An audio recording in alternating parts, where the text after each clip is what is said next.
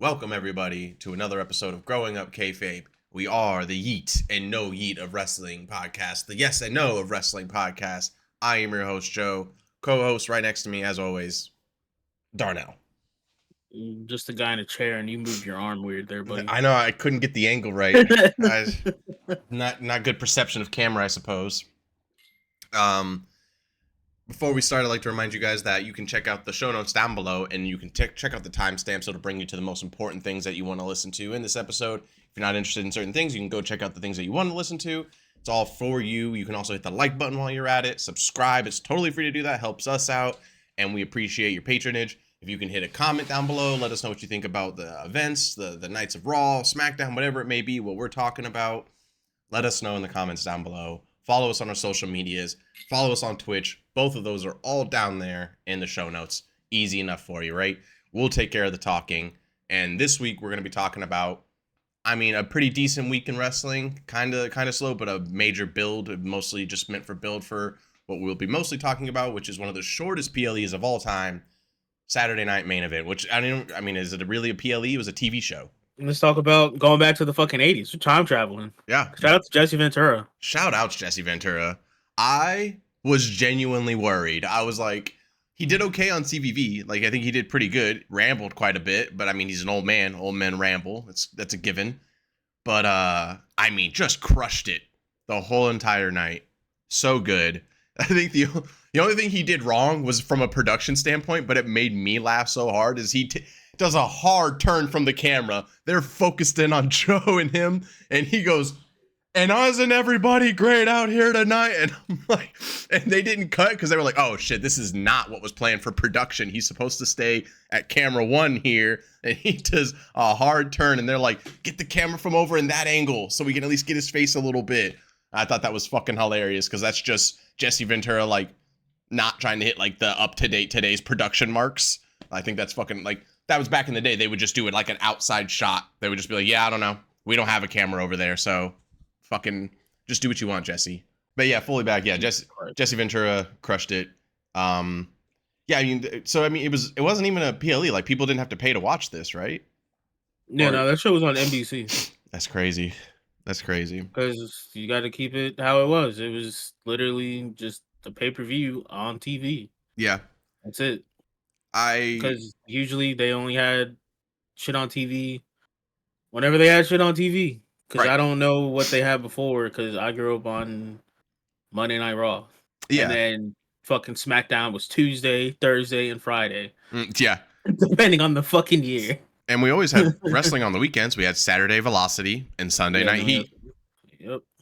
So good. I kind of high-key wish they'd bring those back, because I feel like there was nothing wrong with those products except for the wrestlers that were on it sometimes. Otherwise, I think that was great marketing. Saturday Velocity and Sunday Night Heat. Nostalgia would fucking do numbers for that right now.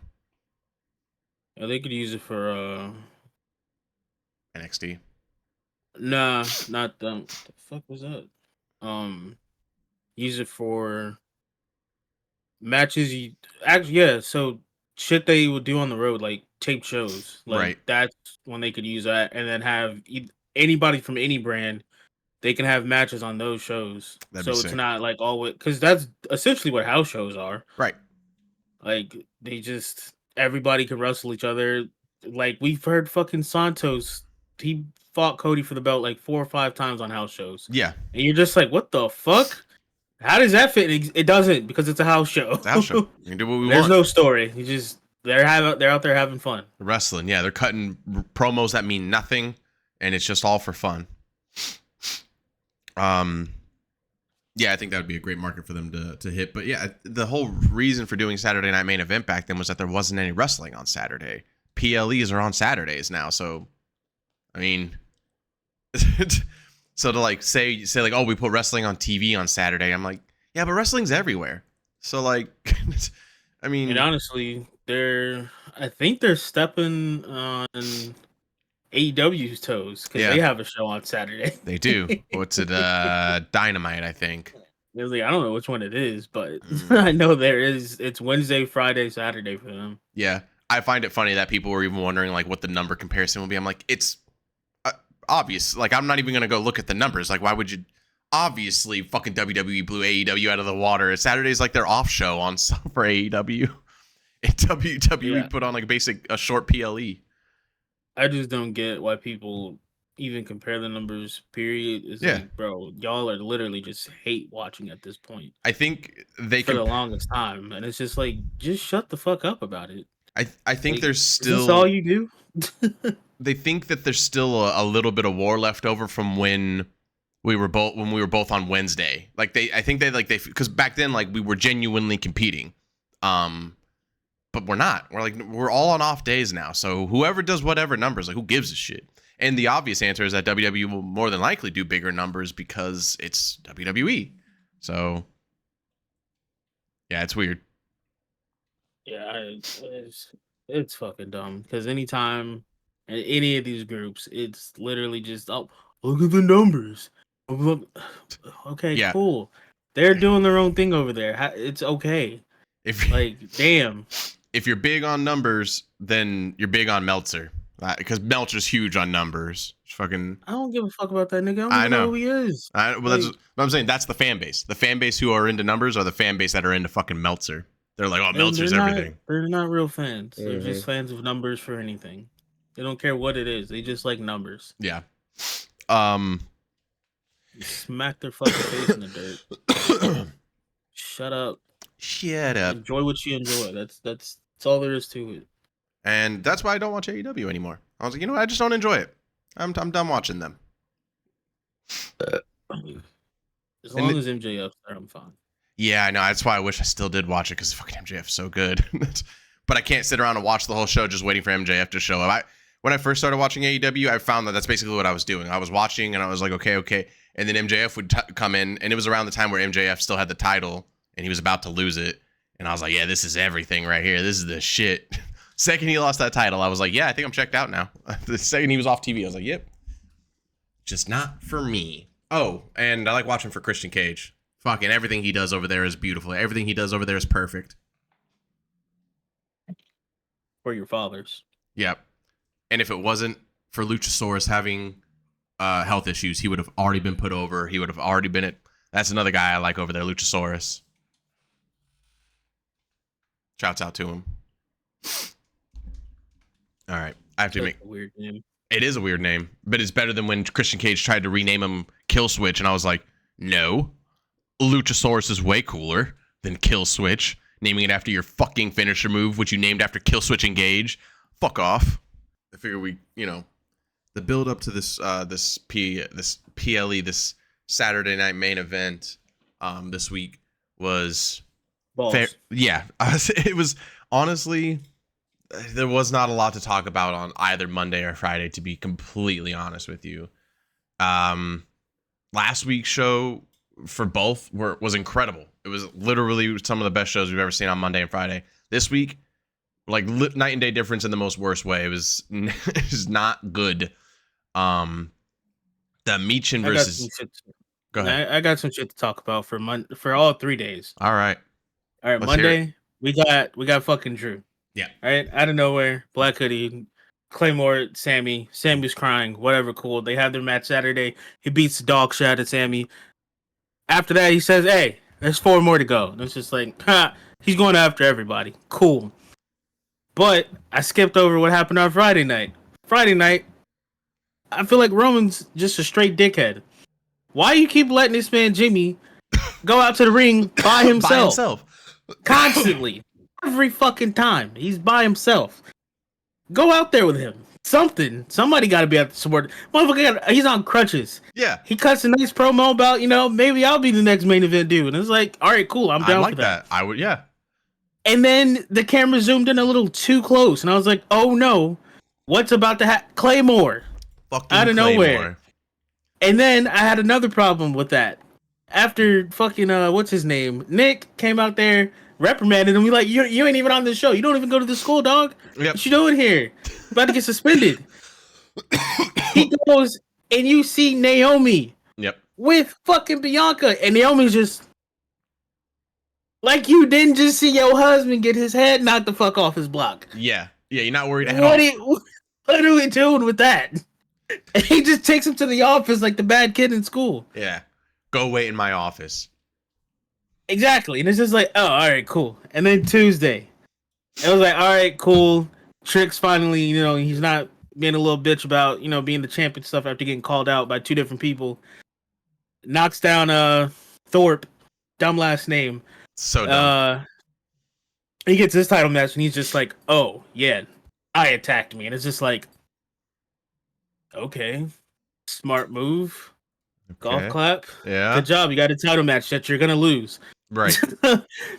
But then, out of nowhere, because Stephanie got attacked by fucking Jade. I said her last name. Her last name's Jade. Cora, she attacked Stephanie. Mm-hmm. And it's like, oh no, they're having a 2v3 now. Guess who comes back? Fucking SHOTZI. And I'm like, yes! Yep. Finally, she's not fucking injured, because I realize she's fucking crazy sometimes. Yep. Especially back before she got signed to WWE. She does a lot of crazy shit. Oh, yeah. I think she blew her knee out, like, for the 2nd or 3rd time. Yep. And it's like, yay, she's back. And then just motherfuckers don't want her to be there. And I'm like, but why? I don't get she's that. Cool. Yeah, it's just like, all right. I'm happy. Is there a real backlash for that? Are people not happy that she's back? Some fans are. They're just like, why is she back? She doesn't belong anywhere. She does nothing. It's just like, well, damn. I mean, literally, there was nothing she could have done about anything because she's injured. It's not like she got written off TV and they were like, yo, we're done with that. No, she legitimately was just out. Like, goddamn, bro. Give her a chance. Shit. She was. But go ahead. Keep going. No, I was about to say I'm done now. That was everything I wanted to say throughout the week that happened. For real. Those are all some of the most major annoyances for sure. I think that almost any fan should have right now. The SHOTZI, people must forget, literally was written to be the next North American champion, like female, or like she was going to be the first one, or she was going to be NXT champion. Like she was about to get a humongous push. So don't know why anybody would think that she doesn't belong or doesn't do anything. She was only not, like you said, only not here because she got injured. Otherwise, literally, she would be a title holder or in some big picture of a main event of some kind. So she was literally the face of every pay-per-view and PLE that fucking NXT was doing. She was all over the place. Like, what are you talking about? Even on the main roster. She was on the main roster. Yeah, War Games. She was in what do you call that shit? She was in Damage Control. They bullied her out of Damage Control. Yeah. That's why she was by herself all the time after that. And even that's what's fucked up is because she got bullied out of Damage Control, did War Games, got injured, she was gone, came back, and then got injured again. And it's just like, give her some fucking grace. Jesus Christ. And that's we can't treat everybody like Big E, okay? Yes, we just can't. And that's one of the that's the craziest thing that people would forget. That I'm like, she was literally in fucking War Games. Like, how would you forget that? Like, yeah, I don't know, that's crazy.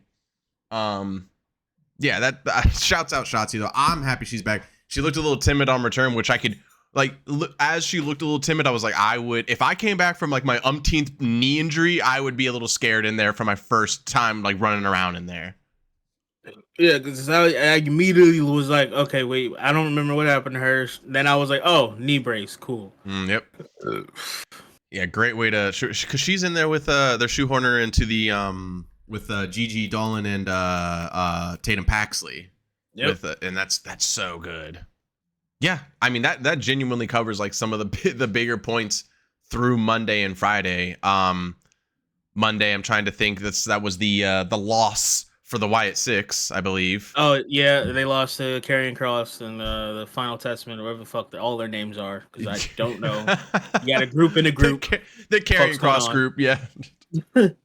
Also, the one thing I don't think I've seen anyone actually talking about, like anywhere, it's crazy that I mean, it's not crazy thinking about it now that I'm about to say it, but after Roman pinned Solo, it was like, back to the mid card for you, bitch. And I was like, yeah, damn, what happened?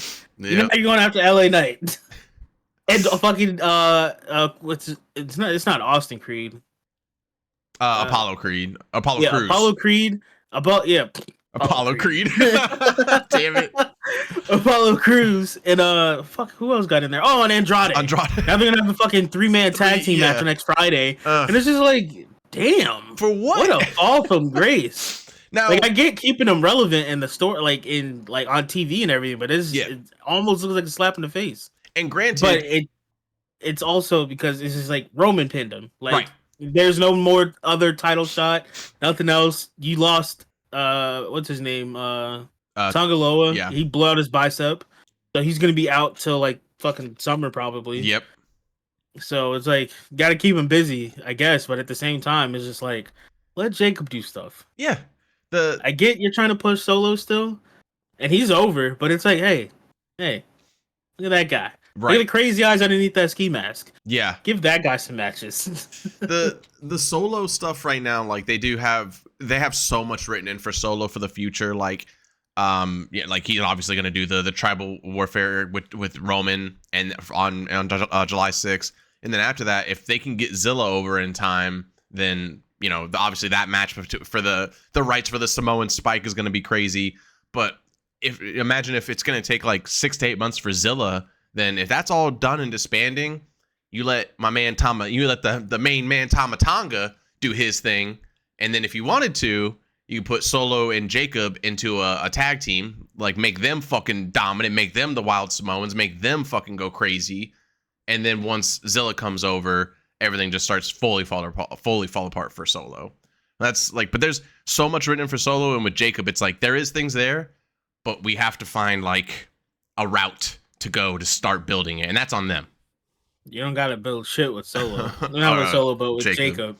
We already saw that happen. They were just, him and Braun were face to face for a little bit, and everybody lost their shit. They're like, this is good. They know damn well whoever you put in front of that man is gonna be fired. Yeah, they don't have to worry about anything. They can basically damn near book him like Brock.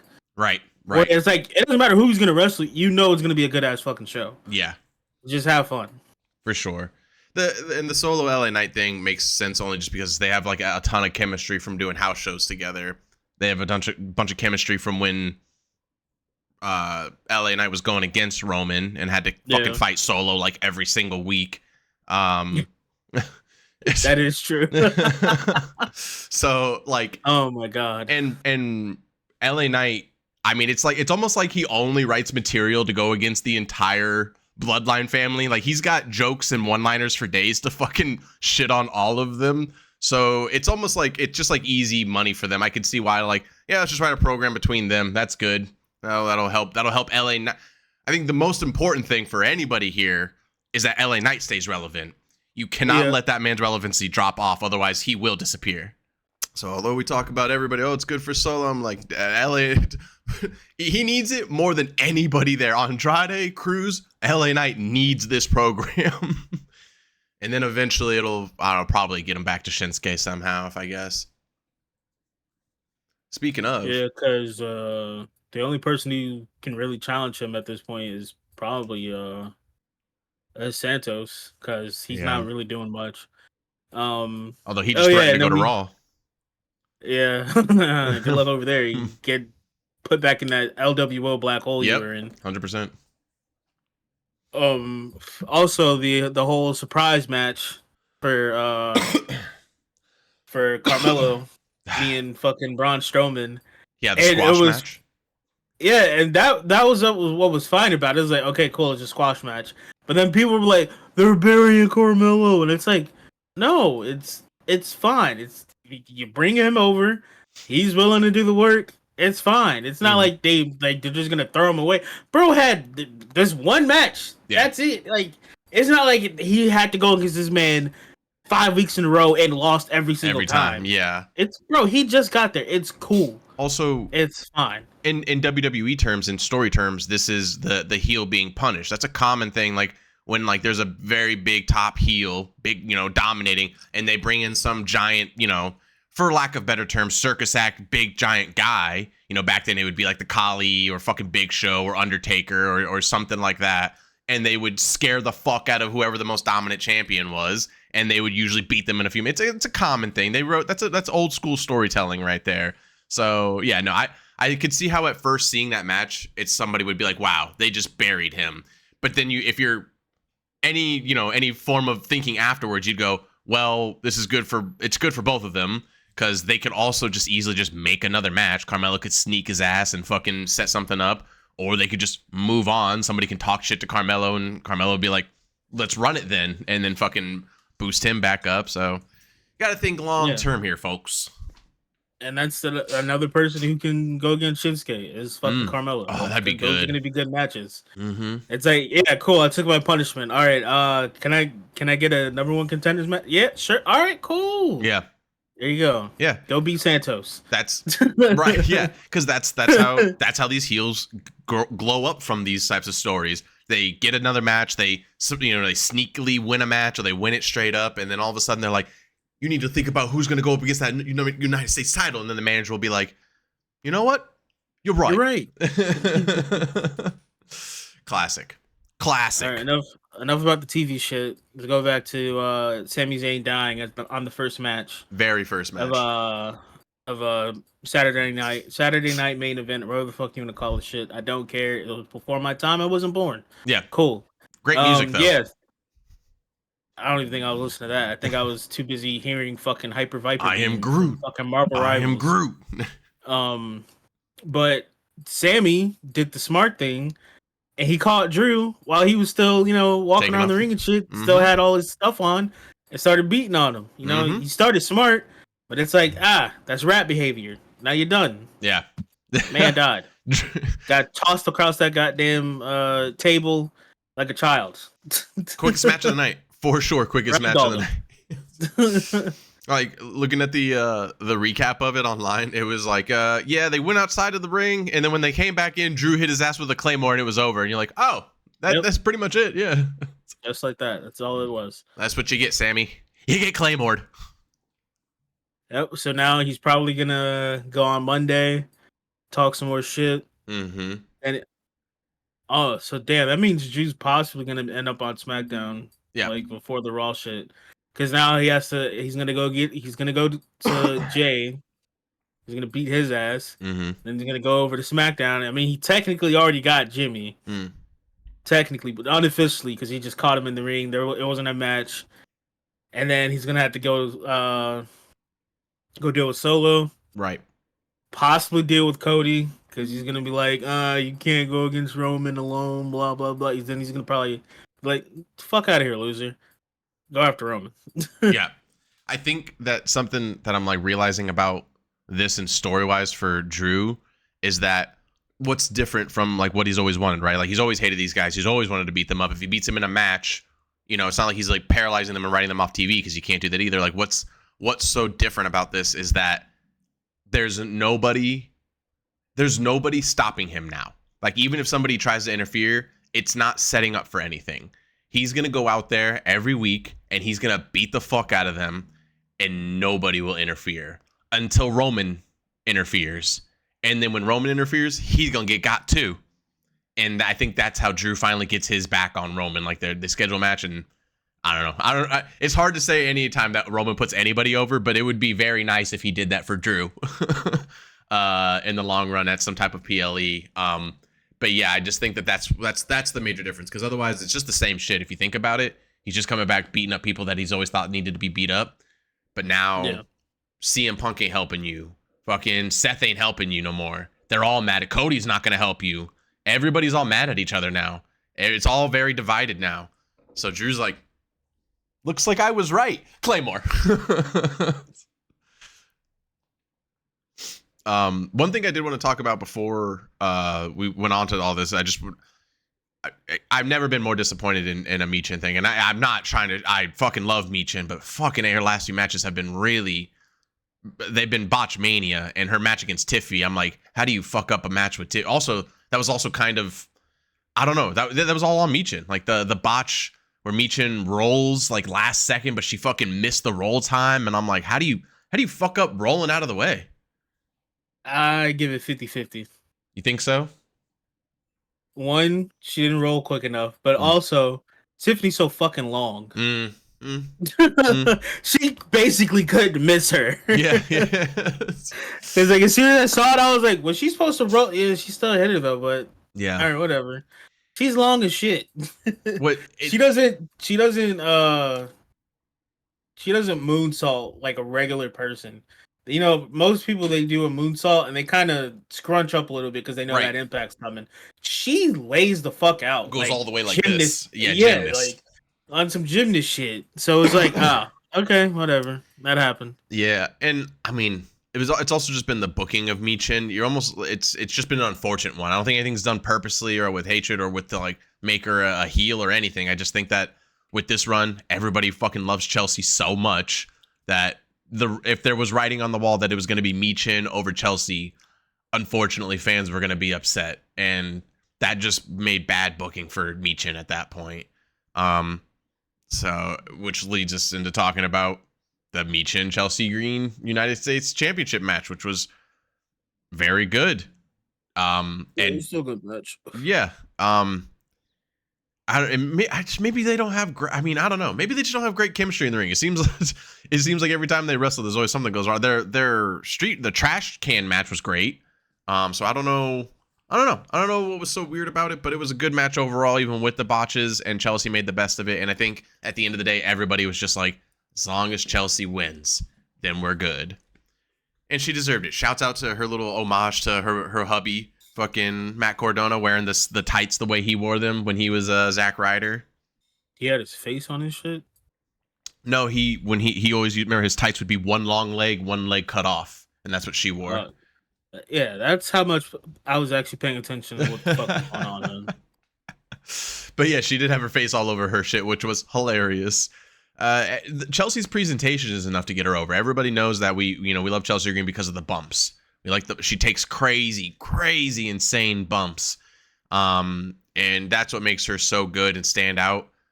But her presentation of everything, like her being hoisted up on top of Piper Niven, and she's up, the fireworks are going off, she's doing a little head tilt, she's like, me.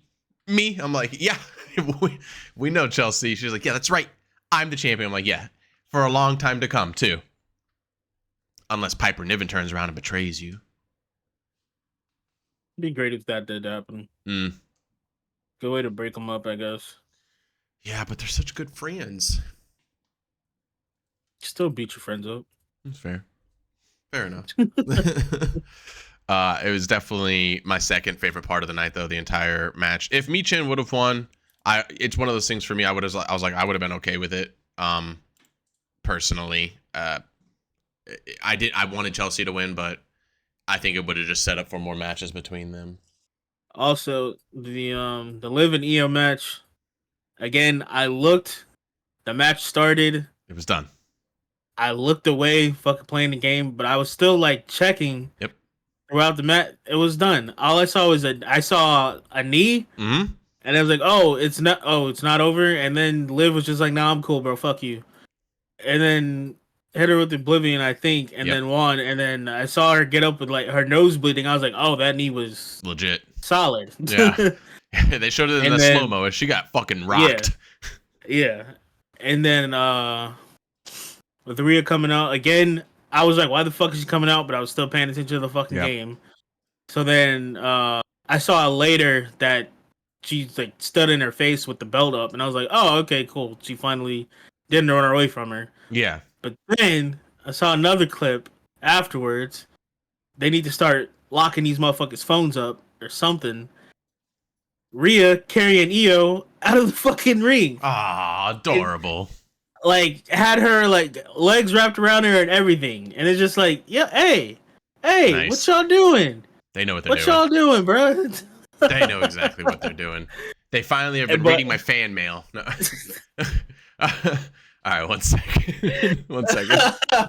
One other thing I saw going around, people were glad that Iyo lost this one because they were like, this gives Rhea to get the belt off of Liv, and then Iyo wins Royal Rumble, and then they do WrestleMania. And I was like, that will be good. I would like that. I would very much like that. So, I mean, but do you think they would also potentially do a triple threat between them? Like, they'll probably do like a triple threat before WrestleMania, just to still have Rhea as like a definitive champion. Like, yeah, fuck you, bro. Right. And then still do Liv versus Rhea. Not Liv versus Rhea and Iyo at WrestleMania. Or they'll just have Liv like challenge one more time, like right before that. And then like she just puts her through some crazy shit. Right. To the point where Liv has to take a vacation. Right, yeah. And then Iyo is just like, yeah, I already had next though, so cool, whatever. Have fun.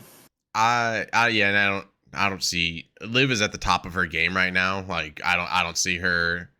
I mean, she just got back from a vacation, being actually injured, so I think she'll be sticking it out for a while. I think that it'll be some active shit where she's around for pretty much any of the matches leading up to Mania or even being in Mania with them.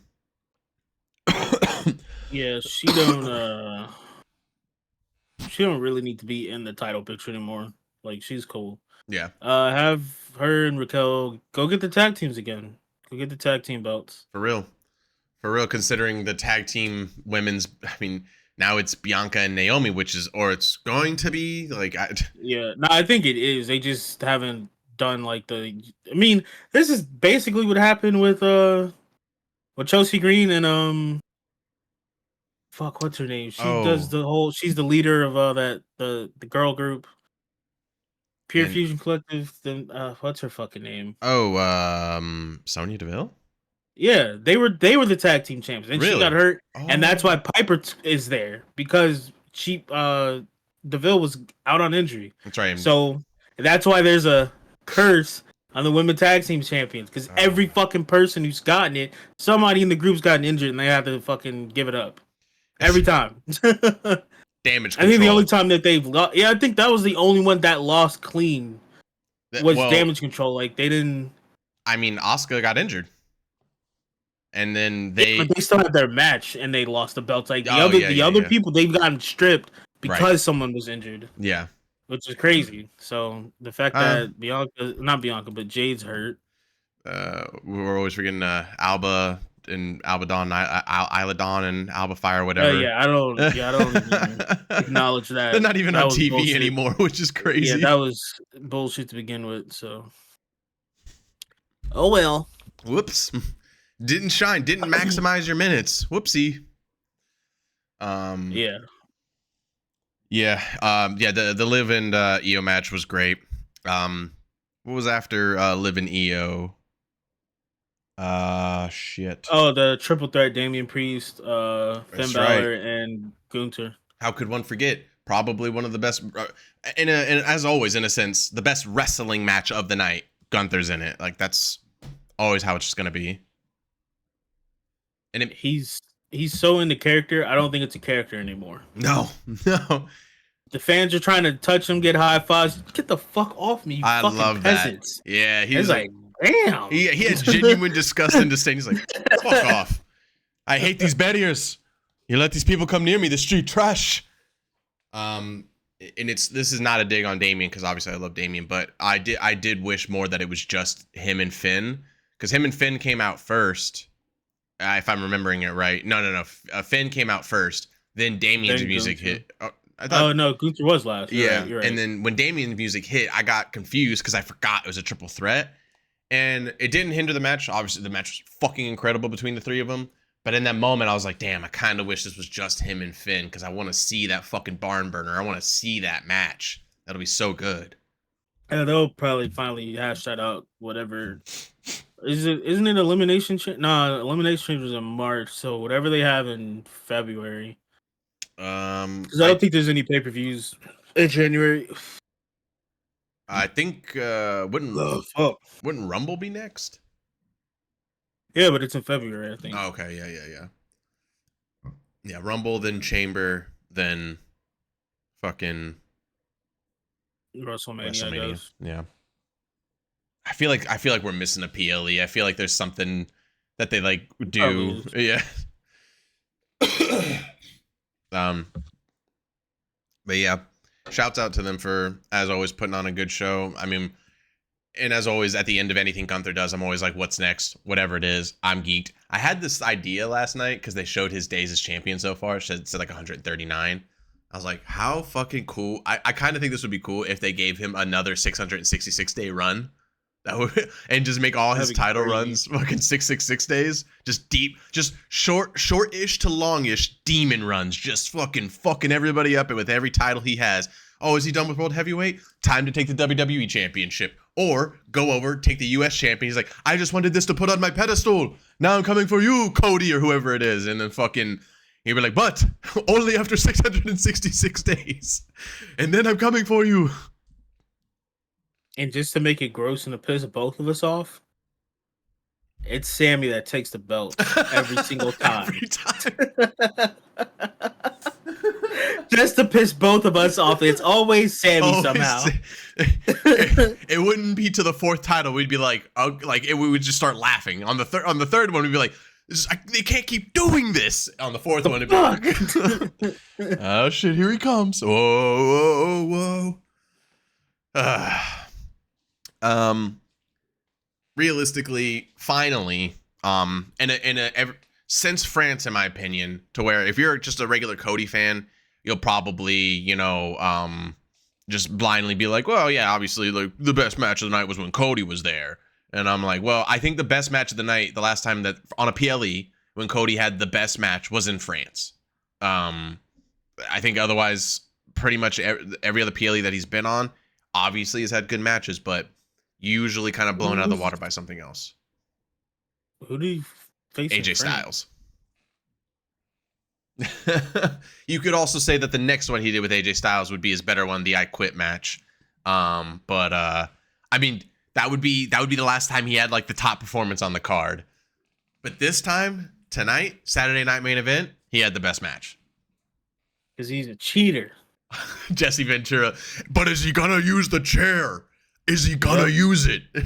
Is he gonna use a chair? And then also he paid the ref off. We ain't never seen a ref count on the outside of the ring. I was like, wait a minute. Is that official? Is that official? Nope, because I saw some angry nerd motherfucker put the official rules up, and they said it was number 1. You have to be in the ring to count. This nigga got up on the ring, fell off, and then just decided to count there. It's just like, so did you blow your quad out? You involved in the McMahon family now? What's going on with that? I was just about to say, maybe Charles Robinson fucking blew out. You don't put shame on Charles Robinson. Maybe he blew out something. It did look like he had a hard time trying to get into the ring. That's something I did notice. It looks like he tried to get up and he was like, fuck it, I can't get in there. 1, 2, 3. Shame. He's a cheater. And again, just another shouts out to Jesse Ventura, where it just like, he didn't miss a beat. He came in. He's like, I'm for the fucking heels. Kevin Owens is right. And I was like, yes. We don't have a. Right. We don't. He is like. God damn it. We don't have right. He's not right. We don't. He is. Cody's a bitch. Wow. He deserved that Piledriver too. He deserved a lot more. Oh, that's right. Wow. What Kevin did after the Piledriver. Yeah. Stood on that nigga while he was on the stretcher. Crazy. And held the belt up. Crazy.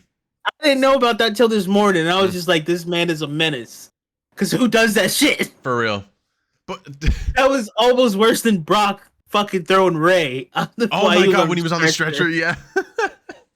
I like Ray talking about that bump. No, I didn't feel anything. It was crazy. It was scary. He's on all them goddamn perks. Yep. Yeah, I think that I think that KO's wrong. And I think that Jesse Ventura was awesome to really have finally an actual heel commentator out there. Again, we don't have that on either show. We have Michael Cole. He's a babyface commentator. He doesn't go after let Bailey come out there. Yeah. Nigga is angry. Oh, and here's and Chelsea Green too. And here's Chelsea. I think she still stinks too. No, like, I mean, Corey Graves is like the neutral commentator. Wade Barrett, same thing, like a neutral commentator where he likes the baby faces and the heels. I guess you could say Booker T's kind of like a heel commentator because he likes majority heels. But he still likes winners. He does like win. I'm talking champagne dreams and caviar dishes, Vic. I'm talking money. I'm talking championships. Love that part. But yeah, the end, it's crazy that although that was the best part of the night, what blew everything out of the water was what they did off air, which I'm like, come on, man. Taking advantage of social media, I get it, But I mean, having Paul come out and almost start a fight with KO too, I'm like, you gonna give that man a heart attack? Stop. Yeah, I was like, hey, bro, you better stop coming out here for real, because motherfuckers gonna think you coming back to wrestle. Yeah, no. You know damn well you can't. You can't. You know you can't. And don't make us sad because we know you can't. Fucking cue the interview where he's like, oh, I wish I could, but I can't. And I'm like, oh, man, how sad. But yeah, him coming out there, shouts out to both of them because, you know, he just does this thing where he's like, fucking flicks KO's arm. He's like, get the fuck out of here. Fucking go. And KO gets in his face and he's like, you trying to fucking start something? Paul's like, I'm literally have a pacemaker in my chest. Get the fuck out. That's what I like to imagine sometimes the shit they're saying between each other. It's obviously they're trying to help the storyline and help each other get mad. But fucking Paul, I got a pacemaker, motherfucker. You're gonna fucking kill me. Get away from me. KO, yeah? Yeah, you got a pacemaker? Yeah? And it's just like, you know, you got that pacemaker, but you're still CFO. You got a pretty stressful job. You should be dead by now. Loves it. Loves it. If I guess he's just not stressed by it. He's like, you know what? He's just that good. He's just that good. Yeah, what a fucking pile driver by KO. That was an incredible pile driver. Yeah, that was much better than when good old Randy took. And we'll also it's difference in person too, right? Because Randy's older and not willing Look to. at the God dude, I was gonna, dude, it's just smack. I was like, I'm trying to focus on talking, but I just keep seeing the light just whum whum whum. Like it looks like the world's ending. Like every other flash, it looks like you're about to get swallowed by the light, and I'm like, and then I'm waiting for my turn. It's crazy. Yeah, Randy's a little bit more willing to, or not willing to take a full on bump like that when Cody, you know, Cody, he's like, yeah, let's fucking do it. I'll take it right on my fucking head. I don't care. I don't have a daughter. I didn't say I wanted to fucking retire by 45 or whatever the hell he said. Yeah, I think he said 45. Yeah. Takes a mean pile driver bump, but shouts out to him. Shouts out to all of them on the card. You know, I feel like all of them maximize their minutes. Like obviously we can complain that like it was all short, but they did the best what they could. It had a sense and feeling overall on the card of, this is me making an assumption. It had a sense and feeling of like somebody on NBC, like some exec was like, y'all motherfuckers only got 2 hours. And everybody was like, we were promised 2.5 or 3, you know, or something like that. And then they were like, Saturday Night Live is after you guys. So no. And I feel like something happened like that because otherwise 2 hours was not enough. Like that is just not enough for PLE matches. Cause everybody's like, well, it's 5. I'm like, yeah, but it's an event. So the matches should be 20 to 30 minutes long. And it's the problem is that it's Saturday night. That's peak commercials. Yeah. On Saturday night at that time. Yeah. So they got bombarded way more than what they deal with on USA. Yeah, that's everybody's talking about that. The amount of commercials was crazy. Yeah, because at first I was just like, wait, why the fuck are there commercials? Because I was like, this is on Peacock. And then I was like, oh yeah, it said NBC and Peacock. Cooked. Kind of like you right now, just getting absolutely roasted and cooked in there by that sun. Just, I mean... Yeah, I don't know which blind I could move to prevent that. So it looks like a spirit bomb coming into you. Oh, shit. God. That's everything for Saturday Night Main Event. Overall, a good product, but just wish it was a little bit longer is all.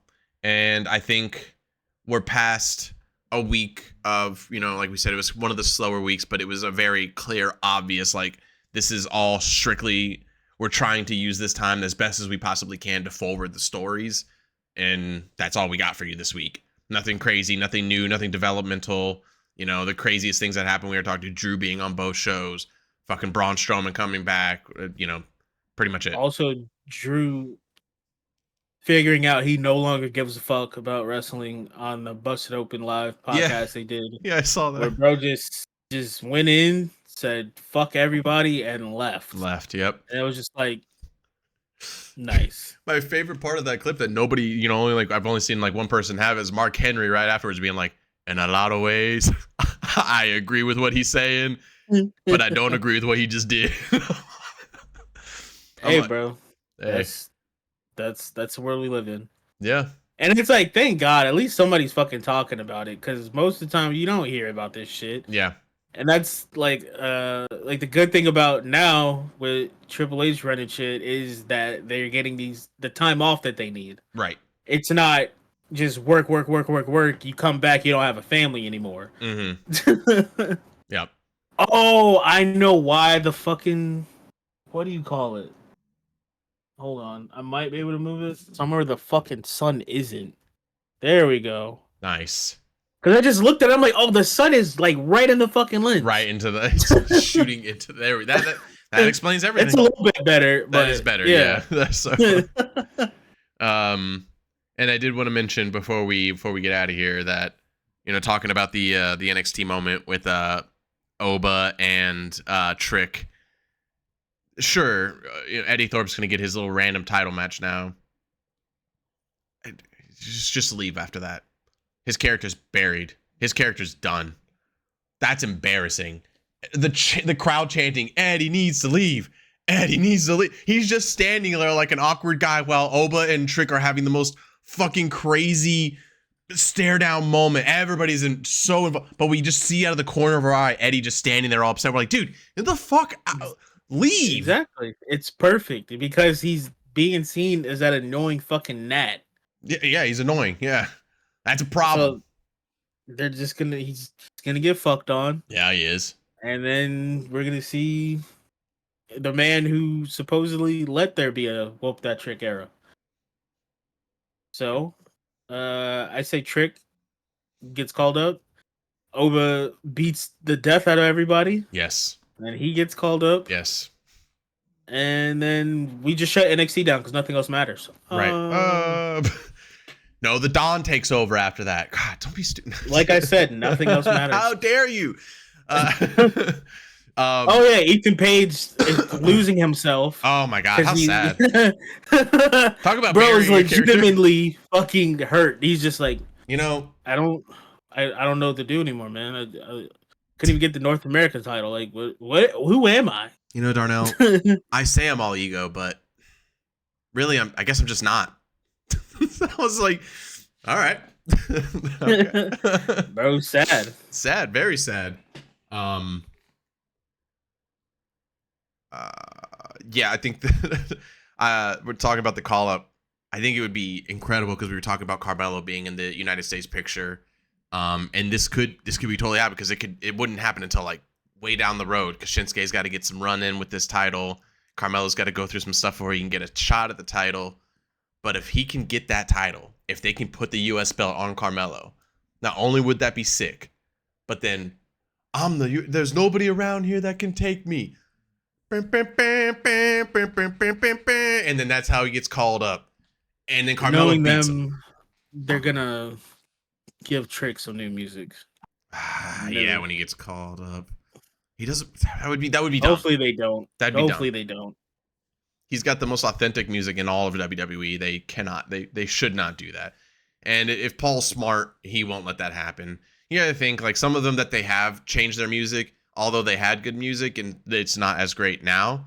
I mean, their music didn't like necessarily make them like, you know, like they're them without their music. But Trick, he kind of needs that fucking music. Like if he comes out to something else, it's no longer whoop that trick. If it's a song saying whoop that trick, it's no longer the fans doing it.